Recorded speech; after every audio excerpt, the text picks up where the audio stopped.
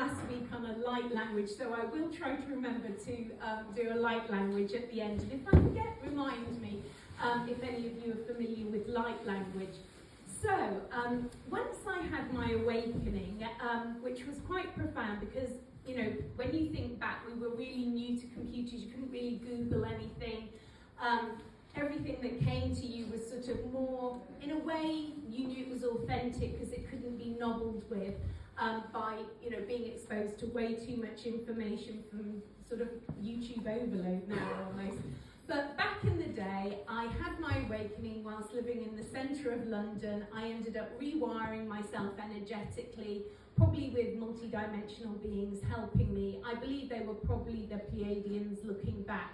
And I did levitate a few times in those experiences, but there's no way I could levitate on demand.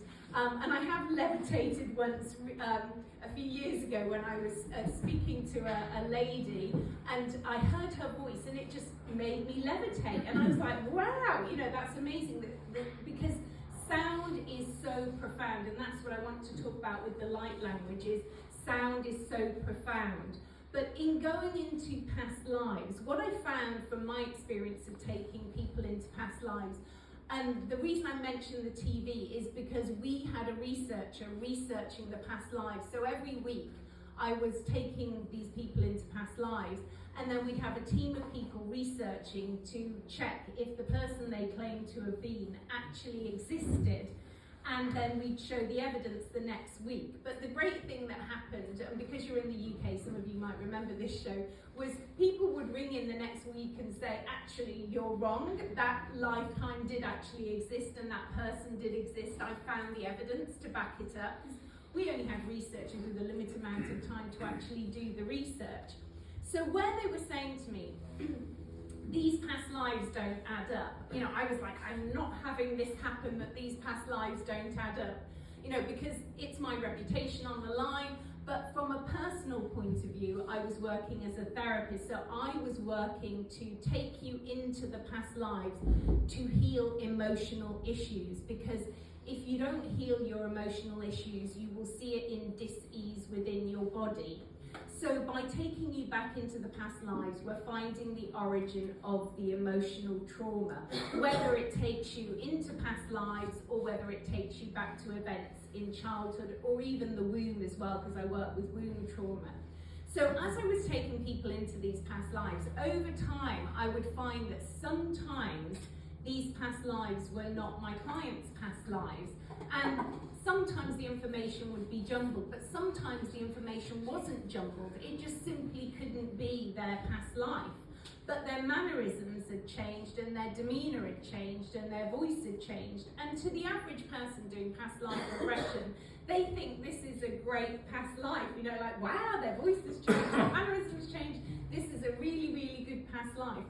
In truth, it isn't. It isn't your life. If in general your voice changes and your demeanour changes, that isn't your past life. It's an entity's past life that's attached to you. And although I knew how to do spirit releasement, I wasn't really doing spirit releasement that much until we got to 2004, and I ended up doing this morning. So once I started using my skills and gifts to do spirit releasement, what I would find was that these entities had attached to my client. And initially, I was just taking people back to releasing the entities and using the techniques I got to release the entities. But some of my clients, I would see them, you know, a few weeks or months later, and I look at the notes and think, I got rid of this entity a few weeks ago. How come they're still attached? And they go, yeah, you didn't get rid of me. You thought you did, but I didn't. And so then I would find out that actually, you can't really get rid of entities, even how the Spirit Releasement Foundation maybe teach it, even how the great work of a guy who's passed over called Dr. William Baldwin actually taught Spirit Releasement therapy. It didn't really work like that. What I found out was I had to go back to the cohesion, which is emotion. So the emotion is the cohesion of how the entity has attached to my client. So once you go back to the day they've attached, whether that was actually in this lifetime or in the womb or even in past lives, once you go back to the story, which might trigger you to go back into the past life of the entity with my client, so the past life where those two were together, then you have to resolve it on an emotional level for both of them, or you go back to the event in this lifetime if it's childhood, or you go back to the womb trauma or the birthing experience often, because sometimes that's when entities attach. Or sometimes you'll find, you know, I ask them, when did you attach? You know, and the client will drift back to the day the entity has attached to them, and we see the story of that day. And sometimes the entities are aware that this isn't their past life, their life, this isn't their body rather. They know that it isn't their body, and they've hijacked into this person's consciousness and reality. And sometimes they think it's very amusing. They're like, yeah, I've been messing with them. You know, that's why they don't meet anyone, that's why they don't have any friends. And they try to sabotage their life. Or if they're benevolent, they want to try and help them a little bit. Well, I'm helping them, but I'm helping them from the perspective of where my consciousness was at when I was in a physical body.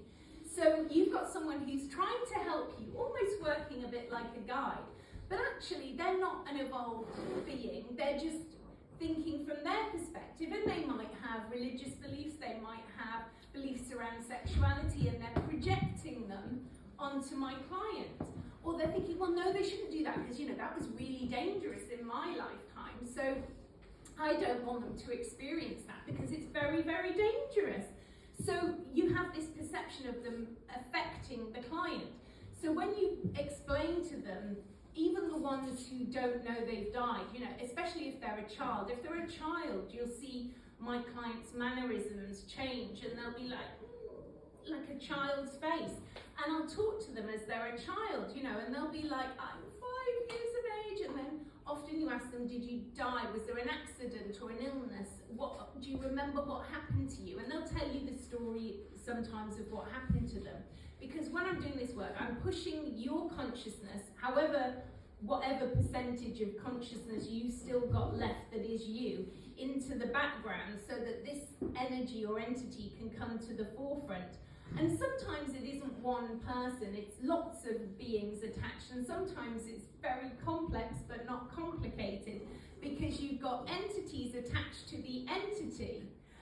So you've got to weave between the story between the entities and clear that sometimes with them. In general, a lot of them will go energetically because their connection to my client isn't that strong, and once they're caught out and nobbled, they literally agree to go. But you need to hear their story of why they've attached, what's happened to them, and they need to understand that, you know, they've passed over, and sometimes they're frightened. Like I told a story last week, which was the one where a very, very well-to-do lady had a whole bunch of miners from Merthyr Tydfil attached to her who died in a mining disaster, you know, and they all agreed to go, and off they went.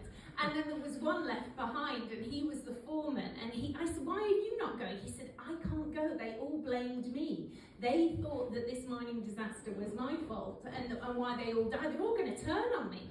And I said, they're not. Where you're going next, you'll find it isn't maybe how you've been told. And they did at the time tell me their, addresses and telephone numbers. You know, you can actually get that level of information out of people.